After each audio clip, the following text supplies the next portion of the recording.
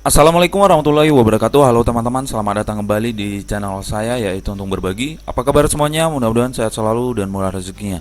Pada kali ini saya ingin berbagi sebuah video tutorial, yaitu bagaimana cara membuat partisi baru di Windows 7 atau 8 ataupun di Windows 10 tanpa install ulang komputer ataupun laptop kita, teman-teman. Jadi misalnya teman-teman sudah melakukan instalan komputer dari awal hingga sampai selesai, kemudian teman-teman lupa untuk menambah sebuah partisi baru, maka teman-teman bisa melakukan dengan cara seperti ini.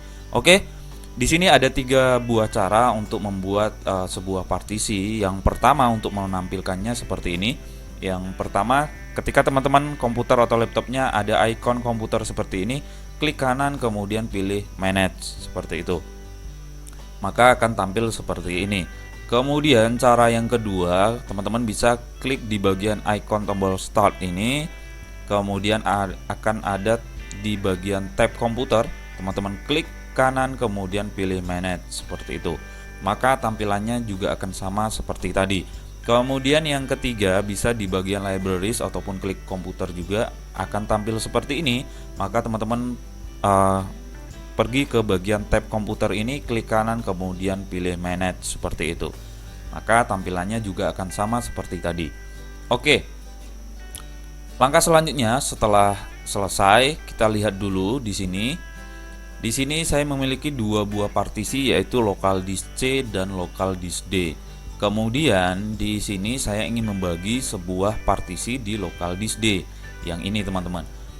Oke, ini jumlahnya sekitar 331 GB yang belum terpakai ya. Oke, saya akan langsung saja di bagian tabs ini, komputer manage. Teman-teman bisa klik di bagian tab disk management. Kita tunggu prosesnya. Oke, saya maksimal saja biar lebih besar. Kemudian di sini ada lebih detailnya, totalnya. Tadi yang sisanya hanya 331 GB yang masih free ya. Kalau totalnya 358 GB sekian. Ini teman-teman bisa lihat di sini. Ini local disk D-nya, kemudian ini local disk C-nya. Oke. Di sini saya akan menjelaskan ketika teman-teman ingin membuat sebuah partisi baru, kemudian teman-teman jika ingin mengambil dari partisi C, maka nanti dikliklah di partisi C-nya seperti ini, kemudian klik kanan dan sharing volume. Jika teman-teman ingin membuat partisi baru kemudian mengambil dari partisi D, maka langkahnya juga sama, yaitu klik di partisi yang ingin dibagi, klik kanan kemudian pilih sharing volume seperti itu. Oke, di sini kebetulan saya ingin membagi sebuah local disk D dan ingin membuat partisi baru. Maka di sini saya klik di local disk D, kemudian klik kanan dan pilih tab sharing volume. Oke, kita tunggu sesaat. Maka akan tampil seperti ini, yaitu di bagian sini adalah total jumlah MB-nya, berapa kapasitas yang bisa dibagi dari local disk D-nya, teman-teman, dalam bentuk megabyte. Karena saya ingin membuat ini hanya sebagai contoh, saya contohkan sekitar 20 GB, maka itu berkisaran 20.000 megabyte. Oke. Kalau teman-teman ingin membuat 200 GB, maka sekitar 200 MB seperti itu, 200.000 ya. Oke, ini 20.000 MB. Kemudian saya akan menjelaskan bahwasanya ketika saya request 20 GB, nanti partisi tersebut tidak akan dengan jumlah 20 GB, teman-teman. Pasti dia akan terbentuk sekitar 19, sekian GB. Kenapa demikian? Contohnya simpel, jika teman-teman pernah membeli sebuah perangkat yaitu flash disk dengan total misalnya 8 GB, ketika dicolok di port laptop ataupun komputer, teman-teman bisa lihat bahwasanya total yang tadi teman-teman beli 8 GB itu tidak semestinya dengan jumlah 8 GB, pasti cuma 7, sekian GB. Seperti itu udah aturan dari sistemnya seperti itu. Oke. Langsung saja, di sini saya sudah request 20.000 MB. Kemudian tinggal klik di bagian button sharing. Kita tunggu sesaat. Oke, partisi tersebut sudah terbuat, teman-teman. Namun belum akan tampil di sini. Masih tersembunyi atau masih terhidden.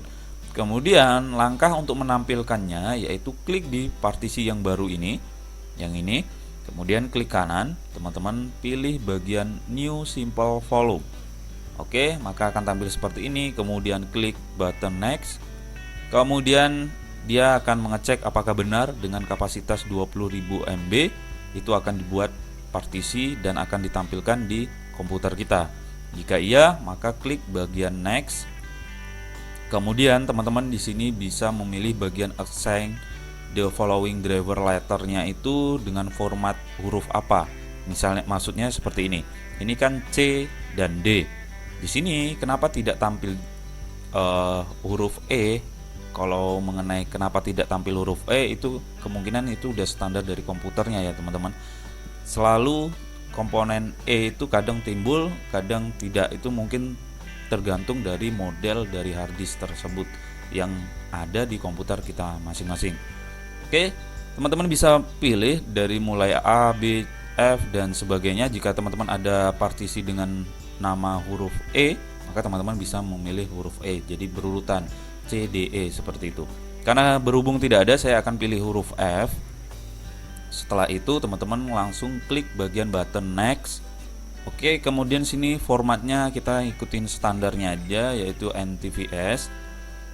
Kemudian ini allocationnya unit size-nya default saja. Kemudian volume labelnya kita kasih new volume saja. Nanti bisa kita ubah nama labelnya. Kemudian klik Next.